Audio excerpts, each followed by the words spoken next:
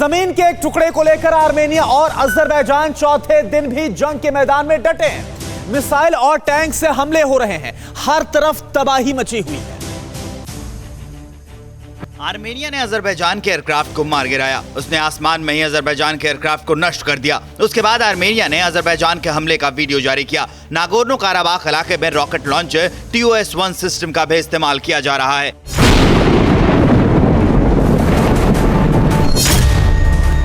Azerbaijan के हमले में आर्मेनिया को बड़ा नुकसान भी हुआ है। अजरबैजान के हमले में आर्मेनिया के 1200 से ज्यादा लोग मारे गए हैं। इसमें करीब 700 से ज्यादा जवान हैं और 500 से ज्यादा सिविलियंस। अब नया दावा है कि आर्मेनिया के 19 गांवों पर अजरबैजान ने कब्जा कर लिया है। इतना सब कुछ हुआ तो फिर तुरंत आर्मेनिया ने अजरबैजान के खिलाफ काउंटर अटैक किया और अजरबैजान के 17 हेलीकॉप्टर्स मार गिराए, 50 टैंकों को तबाह कर दिया। आर्मेनिया के जवाबी हमले में अजरबैजान को भी भारी नुकसान हुआ है। अजरबैजान के 50 टैंक, 17 हेलीकॉप्टर, 110 से ज्यादा जवान मारे गए हैं। आर्मेनिया ने कहा है कि अगर तुर्की ने उसकी सेना के खिलाफ F-16 फाइटर जेट्स का इस्तेमाल बंद नहीं किया तो वो रूस में बने बैलिस्टिक मिसाइल की तैनाती करेगा और वो अपने लोगों को बचाने के लिए हर मुमकिन कदम उठाएगा। पाकिस्तान की खुफिया एजेंसी ISI भी आर्मेनिया के खिलाफ अजरबैजान की मदद कर रही है। ISI आतंकियों को अजरबैजान की तरफ से लड़ने के लिए $1500 से $2000 प्रतिदिन दे रही है। पाकिस्तानी सोशल मीडिया में अजरबैजान के समर्थन में जमकर पोस्ट किए जा रहे हैं। मतलब अब नापाक टेरर कंपनी कहीं भी किसी भी जंग में कूद पड़ती है, भले अपने खाने के लाले पड़े हों। इमरान और उनके देश के लिए ही वो कहावत लिखी गई थी कि खाने को नहीं है दाने और अम्मा चली भुनाने। तो आर्मेनिया और अजरबैजान की जंग के बीच अब तुर्की और रूस आमने सामने आ चुके हैं। डर इस बात का है कि कहीं ये जंग और हाहाकारी ना हो जाए। आर्मेनिया और अजरबैजान के बीच नागोर्नो काराबाख के जंगी मैदान में तुर्की ने कूदकर पूरे वॉर सिनेरियो को ही बदल दिया है। आर्मेनिया ने दावा किया है कि तुर्की के एक फाइटर जेट ने उसके एक युद्धक विमान को मार गिराया है। आर्मेनिया के एयरबेस में तुर्की के F-16 फाइटर जेट ने रूस निर्मित सुखोई Su-25 को भी मार गिराया है। खबर है कि इसमें पायलट की मौत हो गई है। इस खबर का सीधा मतलब यह है कि अब तुर्की और रूस आमने सामने आ चुके हैं और ये जंग बर्बादी का नया इतिहास लिखने को बेताब है। तुर्की के F-16 फाइटर प्लेन ने आर्मेनिया का सुखोई 25 मार गिराया। तुर्की का जवाब है कि आर्मेनिया प्रोपेगेंडा फैला रहा है। तुर्की के दखल के बाद रूस बौखलाया हुआ है। क्या वर्ल्ड वॉर 3 के मुहाने पर दुनिया खड़ी है? जंग के मैदान से जो मंजर उभर कर आ रहा है वो साफ बता रहा है कि तुर्की ने रूस को छेड़ा। अब पुतिन एर्दोगान को नहीं छोड़ेंगे। जंग में पहला अटैक इमरान के दोस्त ने किया है, लिहाजा अब तुर्की और रूस सामने सामने हैं। हालांकि तुर्की ने आर्मेनिया के आरोपों को खारिज किया है। हालांकि साथ में तुर्की आर्मेनिया को कब्जे वाली जमीन से पीछे हटने की भी हिदायत दे रहा है। तुर्की के अजरबैजान के साथ अच्छे संबंध है। रूस आर्मेनिया के साथ खड़ा है। नाटो देश तुर्की के दखल से परेशान हैं। जंग के मुहाने पर बाकी मुस्लिम देश भी खड़े हैं। न्यूयॉर्क टाइम्स की रिपोर्ट के मुताबिक आर्मेनिया और रूस में रक्षा संधि और अगर अजरबैजान के ये हमले आर्मेनिया की सरजमी पर होते हैं तो रूस को मोर्चा संभालने के लिए आना पड़ सकता है। आशंका ये भी है कि ये संघर्ष मुस्लिम बनाम ईसाई बन सकता है, क्योंकि अजरबैजान मुस्लिम बहुल देश है और आर्मेनिया ईसाई बहुल इलाका है। ऐसे में सवाल उठ रहे हैं कि क्या ईरान भी युद्ध में कूद पड़ेगा? ईरान भी शिया देश है और अजरबैजान भी, लेकिन दोनों शिया देशों में 36 का आंकड़ा है। खबर है कि आर्मेनिया की मदद के लिए उसने सैन्य ट्रक भेजे हैं। और इस बीच अजरबैजान आर्मेनिया संघर्ष को लेकर बहुत बड़ी खबर है आपके सामने टीवी स्क्रीन पर। अजरबैजान ने रूसी मिसाइल डिफेंस सिस्टम को गिराया है। अजरबैजान का बहुत बड़ा दावा रूस का S-300 मिसाइल डिफेंस सिस्टम है जिसे गिराया गया है। अजरबैजान की तरफ से दावा किया गया है।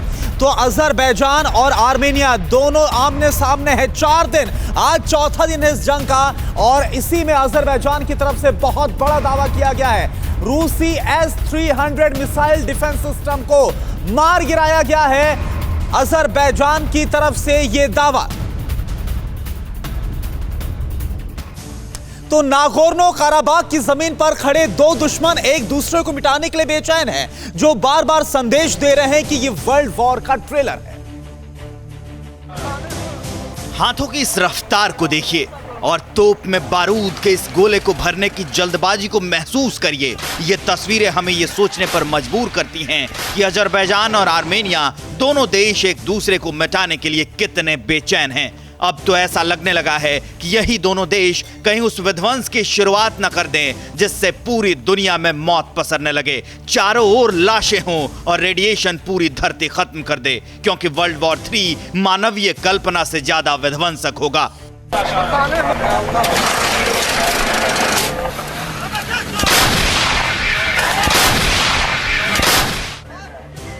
तस्वीरें जो आप अपनी टीवी स्क्रीन पर देख रहे हैं, ये अजरबैजान के रक्षा मंत्रालय की ओर से जारी की गई एक वीडियो का हिस्सा है। आर्मेनिया और अजरबैजान के बीच युद्ध अभी भी जारी है। कुछ अखबारों ने तो ये खबर भी छापी है कि दोनों देशों की ओर से महज 4 दिनों में सैनिकों और लोगों को मिलाकर हजारों लोगों की मौत हो चुकी है। लेकिन अभी भी दोनों देशों की ओर से युद्ध विराम की कोई स्थिति नजर नहीं आ रही है। हालांकि कई देश युद्ध रोकने की अपील भी कर चुके हैं। ये वीडियो उस रात का है जब अजरबैजान के सैनिक आर्टिलरी और MLRS यानी मल्टीपल लॉन्च रॉकेट सिस्टम के साथ आर्मेनियाई सैनिकों पर हमला कर रहे थे।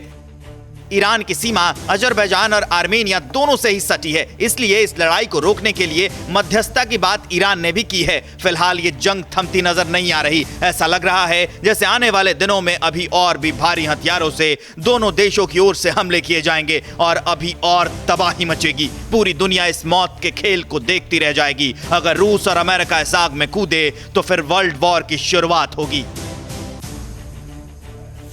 और इस बीच अजरबैजान और आर्मेनिया के बीच जो जंग छिड़ी हुई, इस पर एक और बड़ी खबर आ रही है। आपको बता दें, आर्मेनिया की तरफ से दावा किया गया है जंग में अजरबैजान को काफी बड़ा नुकसान पहुंचा है।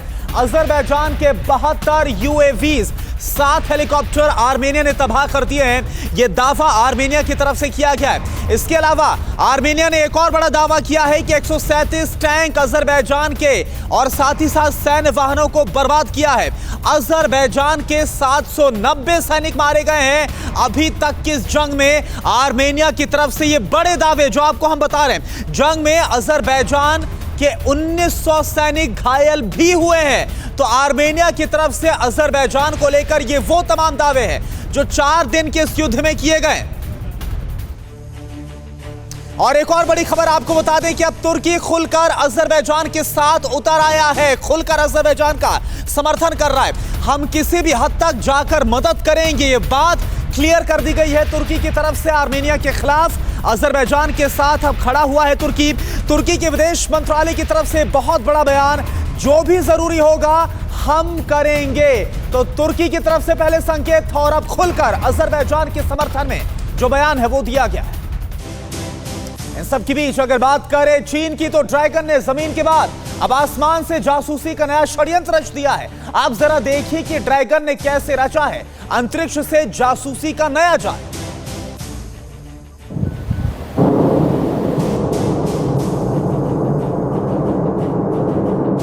चोर चीन अपनी चालबाजियों से कभी चूकता नहीं है। दूसरे देश अपनी टेक्नोलॉजी का इस्तेमाल अपने देश को आगे ले जाने और कुछ नया करने के लिए करते हैं, लेकिन ड्रैगन ऐसा देश है जो अपनी तकनीक का इस्तेमाल भी चोरी के लिए ही करता है, दूसरे देशों की जासूसी के लिए करता है। अंतरिक्ष में चीन ने जासूसी सैटेलाइट लॉन्च किया है। यह सैटेलाइट दूसरे देशों की जासूसी कर जानकारियां जुटा सकता है। ये एक मल्टीमोड सैटेलाइट है जो फिलहाल तो अंतरिक्ष में है और उसने अपनी पहली तस्वीर भी जारी कर दी है। गाओफेन नाम का ये उपग्रह आगे भी कई तस्वीरें जारी करता रहेगा। ड्रैगन फिलहाल तो इसका इस्तेमाल अपने देश के लिए ही कर रहा है, लेकिन कब दूसरे देशों के खिलाफ करना शुरू कर दे ये भी नहीं कहा जा सकता। गाओफेन नाम का यह सैटेलाइट अंतरिक्ष से उच्च रेजोल्यूशन की तस्वीरें कैप्चर करेगा। मैपिंग यानी मानचित्रण, कृषि, पर्यावरण संरक्षण और दूसरे क्षेत्रों में चीन को मदद मिलेगी। ये सारी बातें ठीक हैं, लेकिन गौर करने वाली बात यह है कि इस सैटेलाइट का इस्तेमाल मैपिंग करने में भी किया जा सकता है और चीन का विस्तारवादी चरित्र कौन नहीं जानता। वो इससे दूसरे देशों की सीमाओं पर बुरी नजर रखेगा और उनकी टोह लेगा, फिर अपने गंदे दिमाग से कमजोर देशों को हड़पने की कोशिश करेगा, जैसा कि उसका इतिहास है। वो हमेशा ऐसा करता आया है। और रही बात पर्यावरण की, तो चीन की फैक्ट्रियां दुनिया भर के प्रदूषण के लिए सबसे ज्यादा जिम्मेदार हैं, लेकिन चीन फिर भी पूरी दुनिया की हवा में जहर घोलने से बाज नहीं आता। वैसे इस सैटेलाइट को जुलाई में ताइवान सैटेलाइट लॉन्च सेंटर से लॉन्च किया गया था, जिसने अपनी पहली तस्वीर अब भेजी है। विज्ञान कल्याणकारी है, लेकिन ड्रैगन ज्यादातर विज्ञान का इस्तेमाल हथियार के रूप में ही करता है।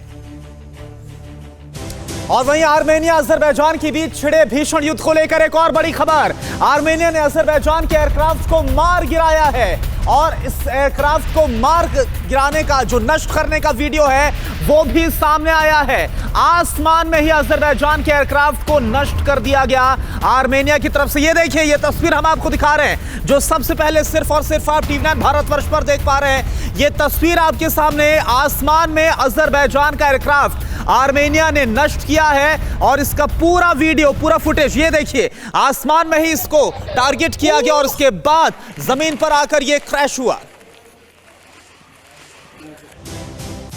और वहीं अजरबैजान आर्मेनिया युद्ध में एक और बहुत बड़ी खबर है। आपको बता दें कि अजरबैजान की तरफ से बड़ा दावा किया गया है आर्मेनिया के 2300 सैनिकों को मार गिराने का। अजरबैजान की तरफ से दावा, आर्मेनिया को बहुत बड़ा नुकसान पहुंचाया है यह दावा अजरबैजान की तरफ से। तो दोनों तरफ से दावे किए जा रहे हैं एक दूसरे को भारी नुकसान पहुंचाने के।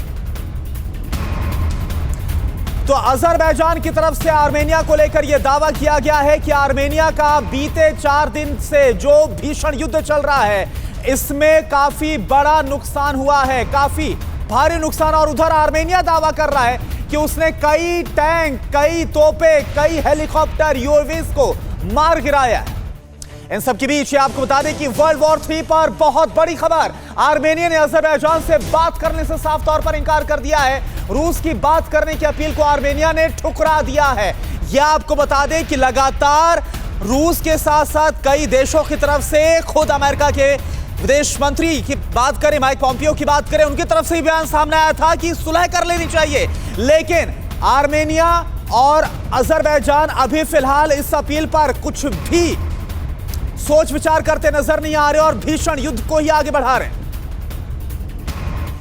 इन सब के बीच चीन सरहद पर हार रहा है, इसलिए रोज प्रोपेगेंडा वीडियो जारी कर रहा है। चीन को लेकर यह बड़ी खबर है। देखिए आप, ड्रैगन की नई जो गीदड़ भभकी है वो कौन सी सामने आई है। पता नहीं कई बार अपनी बेइज्जती कराने के बाद भी ड्रैगन रुकने वाला नहीं है। वो लगातार वीडियो जारी करता रहेगा, दुनिया को अपनी फुहड़ता का परिचय देता रहेगा। सारी दुनिया ये सच्चाई जानती है, लेकिन वो नहीं मानने वाला। इस वीडियो के साथ उसके तोते ने संदेश दिया है। पीएलए की शिनजांग सैन्य की टुकड़ी ने युद्धाभ्यास किया है।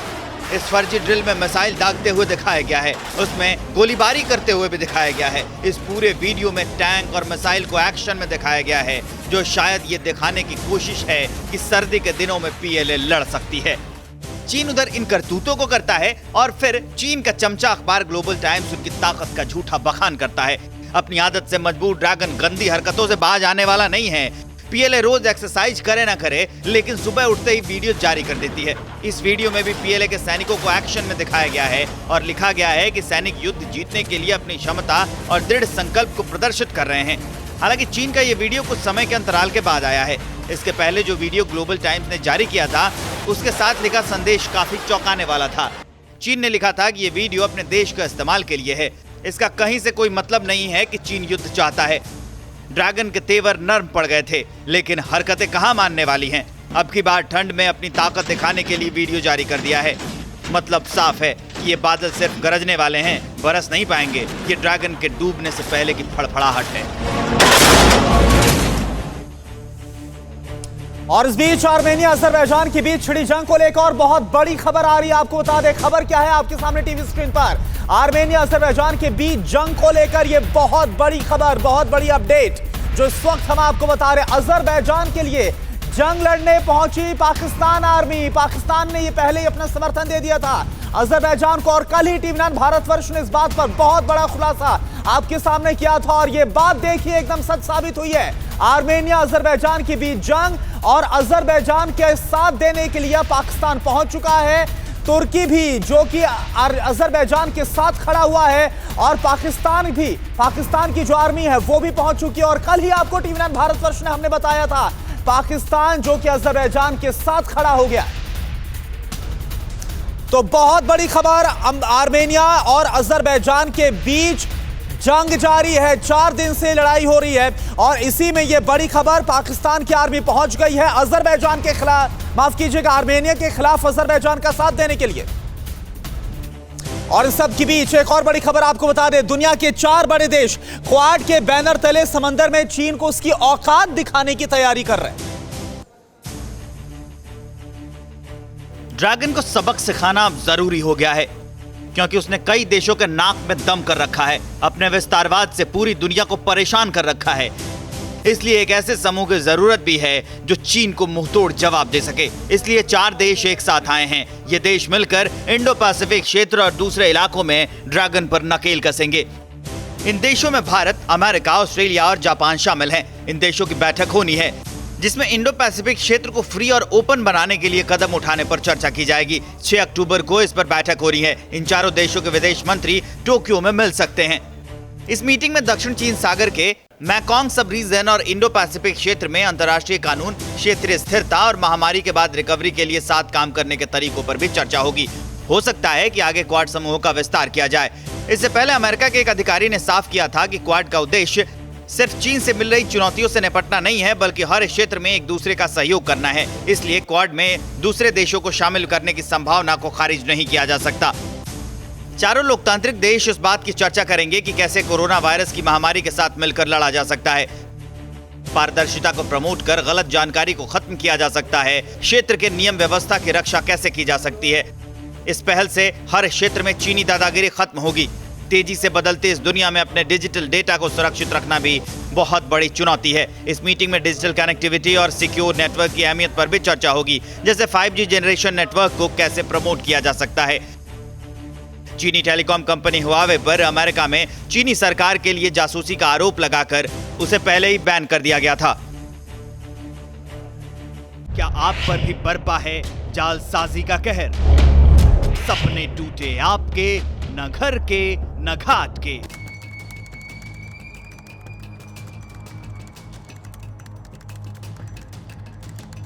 देखिए लूट घर हर रात 9:30 बजे। फिक्र आपकी,